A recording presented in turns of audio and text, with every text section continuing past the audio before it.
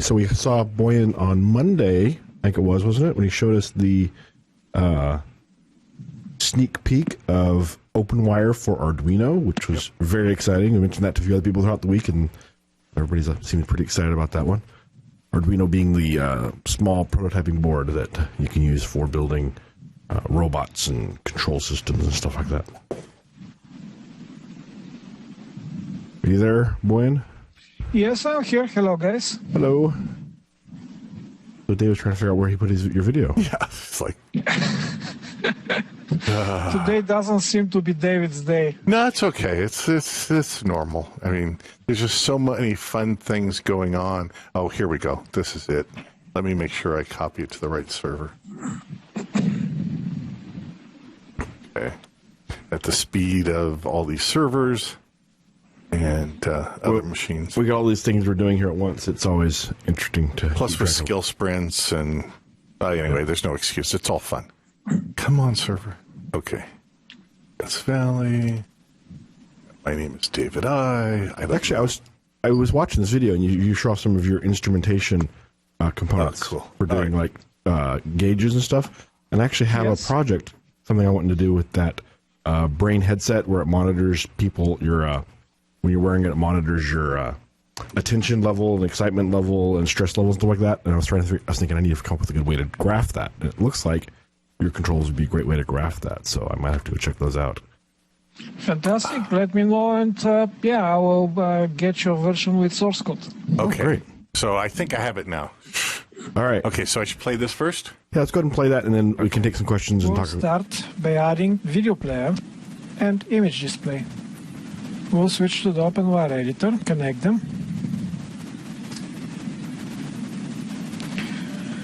Preview the file.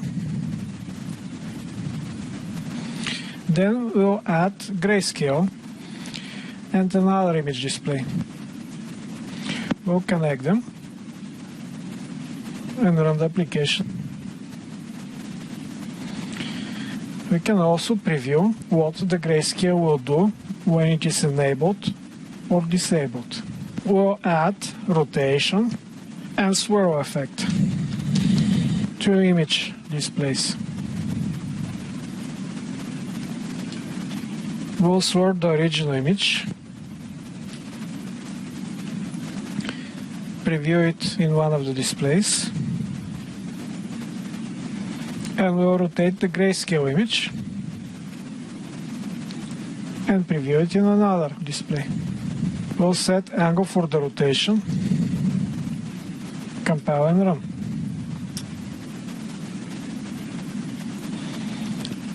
Next, we'll add some video and audio analysis.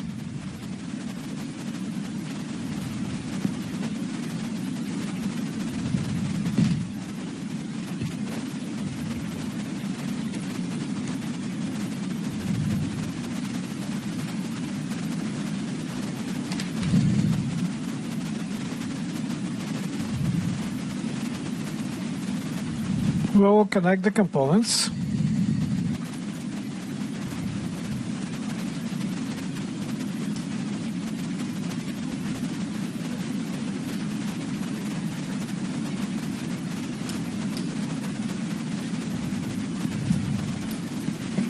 We'll rearrange the filters.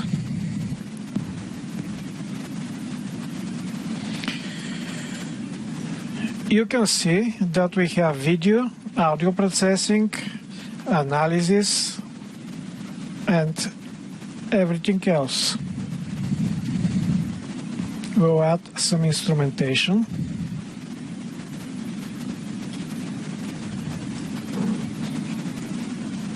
We'll hook the instrumentation to a ppm meter. We'll add two draw components, which will allow us to draw over the video.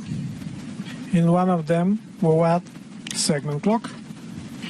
In the other, we'll add a gauge. We'll hook the ppm meter to the audio, the draw with the gauge to the swirl. We'll put the output of the draw to the same image display we use for the swirl. The thermometer will be hooked to one of the channels of the ppm meter and the gauge to the other one. Draw 1 will be connected to the original video.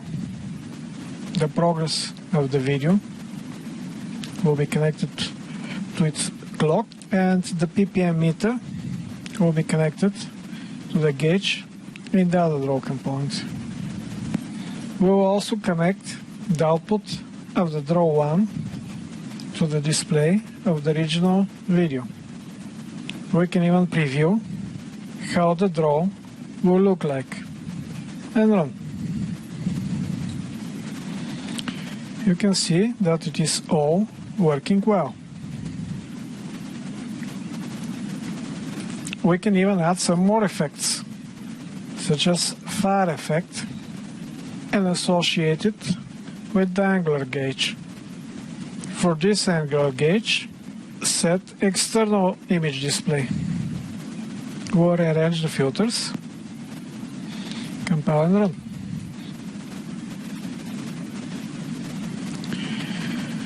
You can see that everything is working. We have image display inside our gauge working as part of the background. We have fire over our gauge here, and all of the video and audio processing is still running. We'll delete some of the components to make more space, and we'll add a matrix display. We'll add external image display layer, and we'll add one clock. We'll connect the image display to the output of the swirl, compile and run. You can see that the video is rendered into the matrix. In addition to what we demonstrated, we have components for animations, computer vision, artificial intelligence, and a variety of other products. Please visit us at www.mitov.com, download and enjoy our products.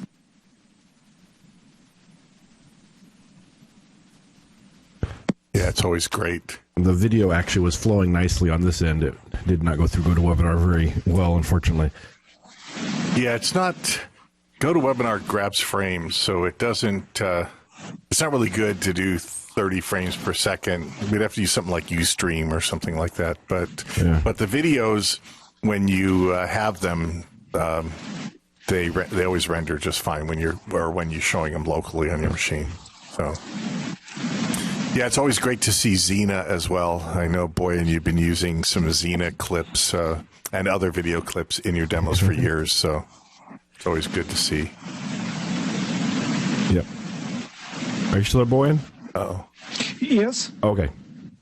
Want to make sure we got you unmuted. So now, is that Video Lab you were showing there for the most part, or was that what were you showing us? Well, I was actually showing a combination of multiple products.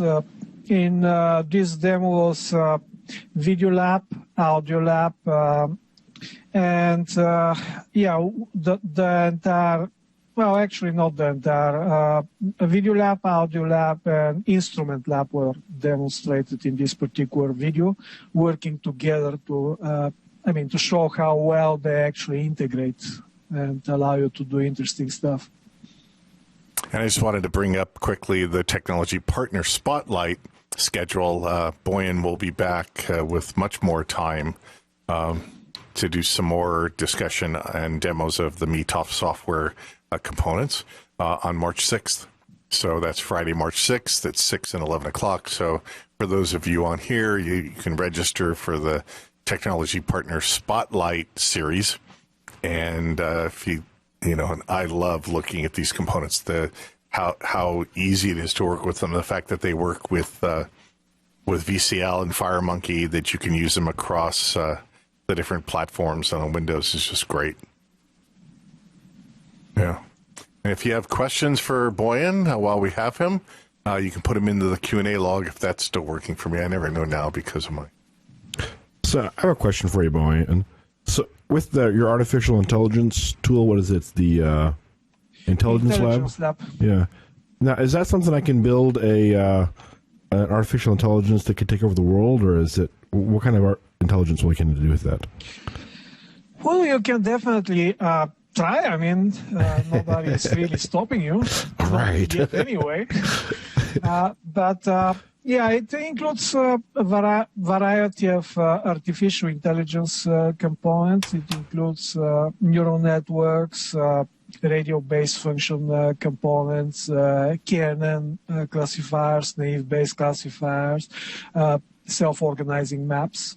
So it is probably more, well, you can build variety of applications, and I have done in the past some speeches in the conferences on artificial intelligence in general. But you can do things like speech recognition with it. You can do image recognition. You can do detection of fraud or any type of analytics, data analytics. The projects are almost any type. It's yeah, the spam filters or anything you can think of, which does require some form of training and then classification based on that training, or with the self-organizing maps, even detecting clusters and grouping by clusters of unknown data. So, and looking for unusual events and unusual grouping of events. I know when we had, when we did the devices and gadgets, we had Eric from Digiport. They do security and surveillance systems. And one of the things they do with these pan, tilt, zoom IP cameras is that they take the video and they look for certain objects. They'll, for example, look and see that there's a person who's maybe near an entrance gate or a door to a building, and they'll see that that person is staying there, the same person, for a long time. Yeah, loitering or hanging out around cars or whatever. Yeah, and they use that to trigger, trigger an alert to a security staff member to go down and check out what's going on with this person. So they could easily use these components and with the video coming from the cameras to look for those kinds of things. For example, objects that are human, maybe have face and don't move. Do you do anything? I guess there's a few of these projects for vision. I don't know, is it OpenCV? Do you do anything with those, Boian, at all? Yeah, we use some OpenCV, although some of the original version of Vision Lab was probably 70–80% OpenCV based. We have moved largely away from OpenCV with a couple of exceptions only. And one of the reasons is now we are doing much more parallel execution and distributed multi-core execution, as well as we do GPU-based execution, which is largely not available in OpenCV. And we are slowly moving the components in the direction of even cluster execution, where you can run the execution of at least some of the components, and maybe in the future pretty much all of them, over a cluster of computers in a network. Yeah, it's very cool. So if someone wants to distribute, do you do anything to help them distribute, for example, parts of processing across the computers, or is that left up to the developer in using the components in their applications?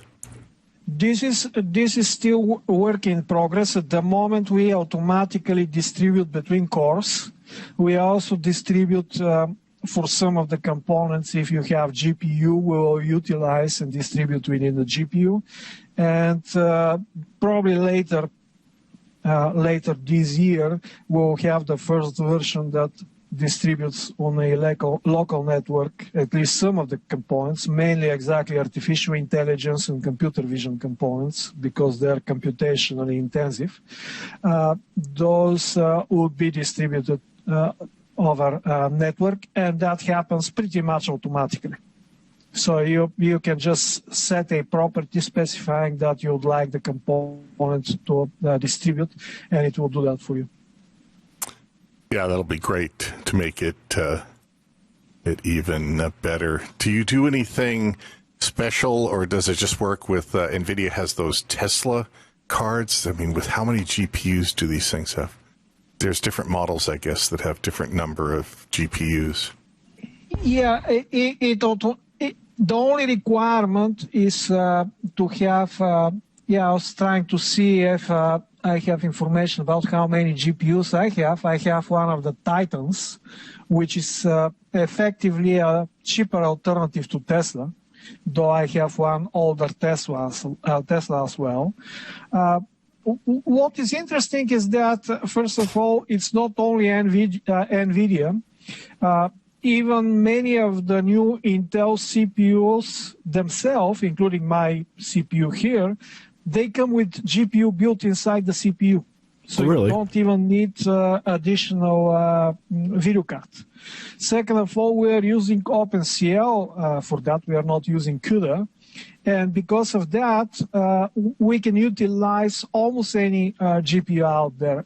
I have tested with ATI GPUs. I use it on almost daily basis with the built-in Intel GPU, and I use it with my Titan as well. So it works for all of them because I mean pretty much all of them come with OpenCL driver. Wow. So yeah, it's a lot of fun, I should say. And yes, I mean my Titan has I think like 2,000 cores or something like that. Yeah, so cool. Wow. I know there's some OpenCL libraries out there. I played with some. I'm not sure this one. I was using one that worked with Delphi 7. I was just searching to see. We actually have a free. We have built our own OpenCL port, which is actually extremely Delphi friendly. Okay. And we have it available absolutely for free as part of the Mitov runtime. So Mitov runtime is a free. It's not open source, but without source code, it's a free, fully functional library for commercial and non-commercial purposes. And we may consider even opening some of the source eventually. The library has a lot of functionality, including the OpenCL functionality that we use. So that's what we use. And anybody who wants to download it and use it is welcome to do so. Yeah, I think I was trying to find. There's some news about the Mitov runtime. Let's see, that was back in November. XE7 Mitov runtime. Is there a place where we can send people? Yeah, I believe they should be able to download it from our website, unless I have messed up something lately. So let me check here. Under free downloads. There is Mitov runtime. So under products, there is Mitov runtime. Okay. There is download for it. Oh, here we are. Yeah. Way down there. Okay. Here we go. Yep. Okay. I think last time I heard from you, you were just announced Mitov runtime, right? We were doing a code rage, I think. Yeah, that may have been the case. My memory is not what it used to be, unfortunately. So I put that link in the chat window, everyone, to the Mitov. But just go to mitov.com, and then under products, Mitov runtime is down. There's a lot of products. It's great. And then there's demos and sample code that you can get to as well. So, there's the OpenCL. Excellent. Yeah. Thank you. Hopefully even more products will be available before the end of the year. We're working on a lot of new stuff. Excellent. Including the Arduino that I demonstrated. Yes, that's very cool looking. Yeah. You know, I love all the different various vendors in the Delphi third-party space, but I must say when I see your product listing, it's like, ooh, I want to play with that. I want to play with that, and I got to figure out something to do with that. I mean, it's like science fiction stuff almost. It feels like when I'm visiting your website. Thank you very much, guys. Okay, Boian, and then we'll see you on the Tech Partner Spotlight on Friday, March 6th. Absolutely. That'll be very cool. Thanks a lot, Boian, for joining us again in Delphi Week. Thank you very much. You have a great show. Here's a question came in. Okay. Do your components support OpenACC now, or will they support it in the future? OpenACC. Let me see. Well, let's go.